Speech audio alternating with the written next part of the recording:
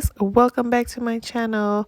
If you're new here, welcome. My name is Lorrien. I would love for you to hit that subscribe button, and also please make sure to turn your notifications on so that you'll be alerted when I post any new videos.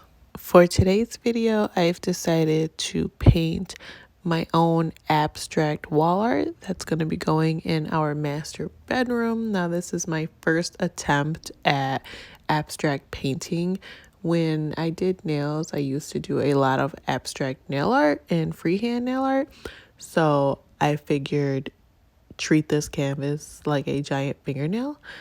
I've been on the hunt for some abstract wall art for quite some time now. I've checked stores, I've checked online, and I just haven't been able to find the perfect one, if the perfect one even exists. I just kind of wanted neutral colors and a certain look and a certain feel. And after looking for weeks and weeks, I decided, I'm just going to do my own. And then I saw some and I was like, I bet I can do that. So I'm sure we've all been there where you saw something and was like, I bet I can do that. Well, this is it. This is my, I bet I can do it.